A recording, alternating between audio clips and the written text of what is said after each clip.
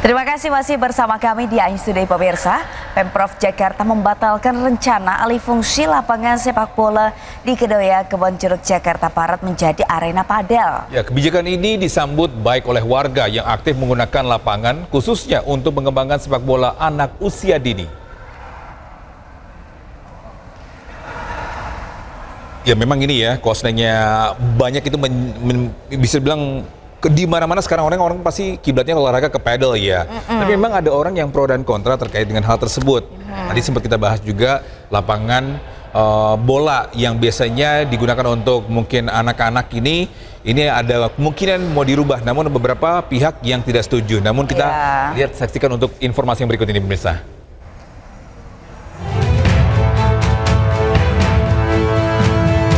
Pemerintah Provinsi DKI Jakarta merevisi wacana alih fungsi lapangan sepak bola di Kedoya, Kebonjeruk, Jakarta Barat menjadi arena padel.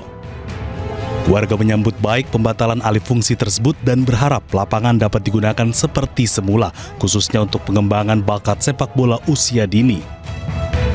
Karena ini adalah sebenarnya bentuk kami sebagai pengguna lapangan Kedoya Pilar, karena memang lapangan ini adalah penggunaannya untuk rakyat. Seperti kami ini, kita melihat di sini kami ada pembinaan khususnya untuk anak-anak usia dini.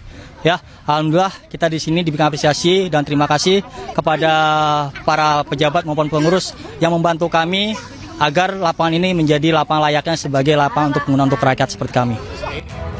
Sebelumnya, wacana alih fungsi lapangan sepak bola di Kedoya, Jakarta Barat ramai diprotes warga sekitar. Protes diluapkan dengan berbagai mural yang bernada penolakan di tembok pembatas lapangan.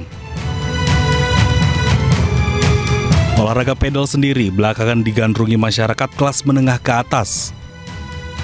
Padel merupakan gabungan olahraga tenis dan squash yang dimainkan dalam permainan 2 versus 2 di lapangan tertutup yang berukuran sepertiga lapangan tenis. Dari Jakarta, Hamzah Hasibuan, iNews melaporkan.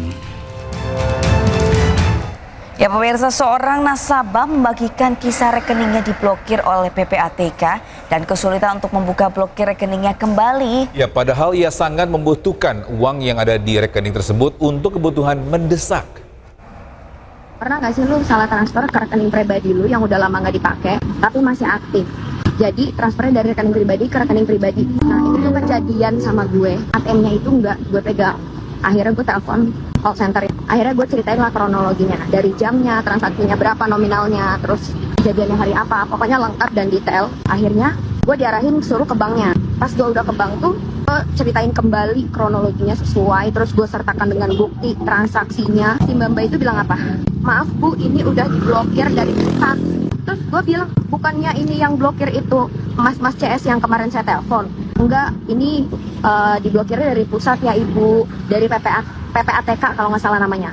Terus gue langsung kaget dong, Ibu tenang dulu ya, ini bukan kasus korupsi. Ini itu kalau misalnya emang udah nggak dipakai rekeningnya dan nggak ada transaksi, meskipun ada uang mengendap, itu bisa terblokir dari pusat. Gue langsung kaget dong.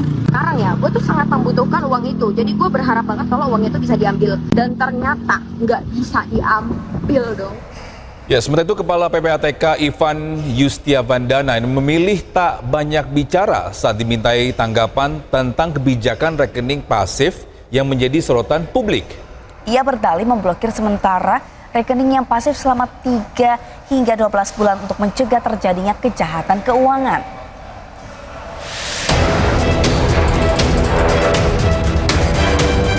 Pusat Pelaporan dan Analisis Transaksi Keuangan PPATK mengumumkan akan memblokir rekening pasif atau yang terindikasi sudah tidak melakukan transaksi selama 3 hingga 12 bulan lamanya. Langkah ini dilakukan agar meminimalisir adanya penyalahgunaan rekening. Kepala PPATK Ivan Yustiavandana memilih tak banyak bicara saat dimintai tanggapan tentang kebijakan rekening pasif yang menjadi sorotan publik. Sedikit Pak. Sedikit Pak. Apa aja Pak yang dibahas Pak? Pak tadi yang dibahas. Oh enggak, ya banyak yang dibahas ya. Mungkin bisa tanya ke Pak Mensetnek atau Pak Mensetkap ya. Tadi bahas Dorman juga Pak, ada Gubernur BI soalnya. Enggak sampai ke sana. Tanya beliau ya. Ya, makasih banyak ya. Tapi malam rapatnya masih ya. Rekening Dorman yang Mei 2025 itu berapa Pak yang sebenarnya yang diblokir Pak? Yang dipenghentikan sementara? Ya kita sudah bikin proses ya, Mas ya. Ya makasih. Sementara Koordinator Kelompok Substansi Humas PPATK M. Natsir Kongah mengatakan analisis PPATK dalam 5 tahun terakhir menemukan maraknya rekening pasif yang disalahgunakan tanpa sepengetahuan pemiliknya. PPATK melakukan perlindungan rekening nasabah tentunya agar hak dan kepentingan nasabah bisa terlindungi. Uang nasabah tetap aman dan 100% utuh. Sementara pengacara Hotman Paris Hutapea mengkritik kebijakan tersebut dan menyebut pemblokiran oleh PPATK melanggar hak asasi. Pertanyaannya, saya belum jelas apakah dasarnya peraturan apa. Yang kedua, bapak-bapak pejabat kenapa merepotkan masyarakat? Kalau seorang ibu-ibu di kampung misalnya, dia misalnya buka rekening di bank, dibuka oleh anaknya, kan belum tentu dipakai sama ibunya, apalagi orang kampung. Ya, masa rekeningnya harus dibekukan? Dan itu kan melanggar hak asasi. Bapak-bapak tidak berhak membekukan rekening orang kalau memang dia tidak pakai atau dorman rekeningnya. Bapak tidak berhak, negara tidak berhak. Meskipun diblokir, PPATK menjamin jumlah saldo di rekening pasif tidak akan berkurang. Jika diblokir, nasabah terkait perlu melakukan reaktivasi dengan mengajukan keberatan ke PPATK secara online dan menjalankan prosedur pengaktifan sesuai bank terkait. Tim Liputan Anyus melaporkan.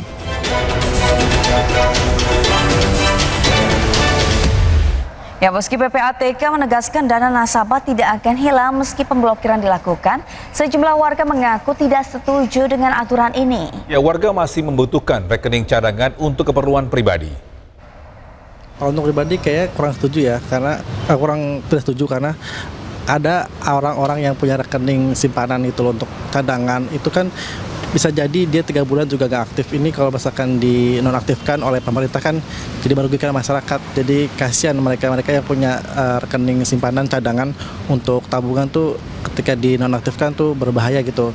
Kalau saya tidak setuju karena kan belum tentu orang yang memiliki rekening dari satu itu akan melakukan transaksi yang kurang baik. Menurut saya itu tidak setuju sih saya. Kalau saya sih nggak setuju ya, karena rekening itu kan selain untuk bertransaksi kan orang juga membutuhkan untuk menabung kan ya. Pasti untuk ketika orang ingin menabung dia mempunyai beberapa tabungan. Contoh hal untuk menabung untuk anak, untuk tabungan orang tua atau apapun gitu kan ya. Ketika dia dibekukan kan sayang, tabungannya nggak bisa diambil atau nggak bisa ditarik lagi gitu. Ya, pemirsa, tidak hanya ada fenomena rojali atau rombongan jarang beli dan rohana atau rombongan hanya nanya. Kini ada juga fenomena roh halus, ya, alias rombongan hanya mengelus-elus. Ada juga fenomena roh halus, ini merupakan sekelompok orang yang datang ke mal hanya untuk memastikan kualitas dan membandingkan harga suatu produk yang ujung-ujungnya belanja di toko online.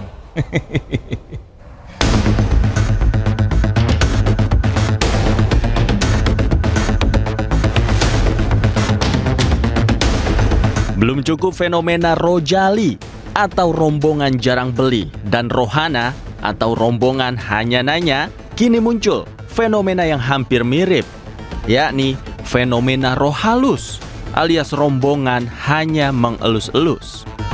Fenomena roh halus menyoroti sekelompok orang yang datang ke mal hanya untuk memastikan kualitas dan ukuran serta mencari perbandingan harga suatu produk.